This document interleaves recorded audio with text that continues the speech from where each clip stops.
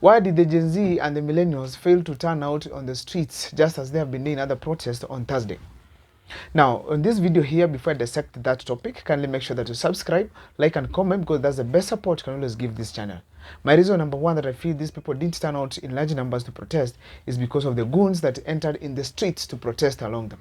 Now, these goons came looting and destroying properties, burning properties around the country. Actually, in every part there were protests. Now, this was not the cause that brought the Gen Zs and millennials into the streets. The reason was to voice their concerns that the government should listen to and act upon them.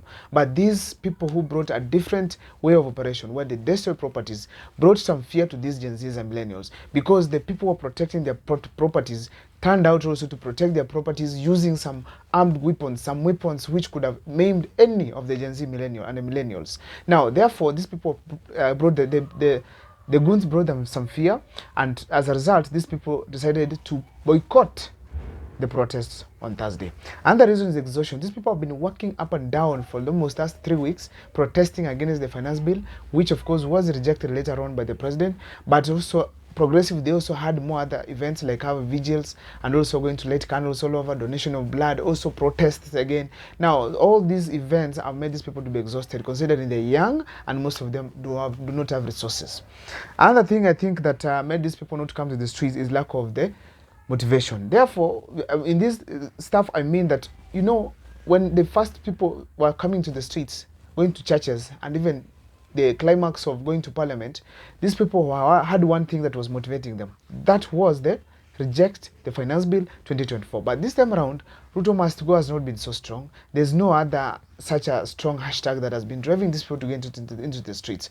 Another reason as to why I feel that these people do not turn out into the streets is because of the intimidation that has been happening. We have had these people being abducted, some of them being caught, and up to now they have not been arraigned in court. And also killings that have been happening, shooting all over, people being injured. Such things can bring some fear to this the Gen Zs and millennials, because, you know, this is a young generation which to some extent has not been used to this kind of injuries. Another thing is leaderless. These people are leaderless. We are all leaderless. We don't have someone to tell us today we are going to do this, today we want to do that. People just go with a certain hashtag that brings them to the streets. And as a result, you know, when there's no strong leader who can tell them, you guys, this is what is happening, tomorrow we are going this way, then therefore these people are not likely to have the same language as to why they are going to the streets. And therefore, that also made them to some extent not to turn out to come in the streets on Thursday. Another thing I want to talk about here is the resources. People, particularly the Gen Z and millennials, do not have resources. Nobody's funding these people. Coming from home, traveling to town, some of them come from very far. Particularly in Nairobi, people travel from various regions, not really in CBD.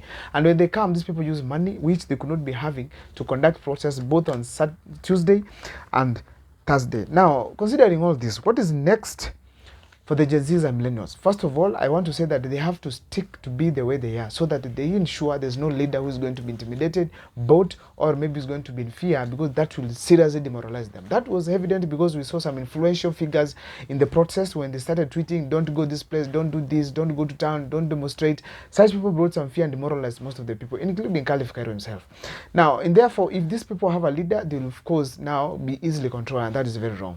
When they don't have a leader, it's going to be an issue that if the government does something wrong, the hashtag will always drive these people to get into the streets. And this should be the norm, because if they maintain that, the government will ensure that they are on check on what they do, and they do it well, because they will anger the people of Kenya.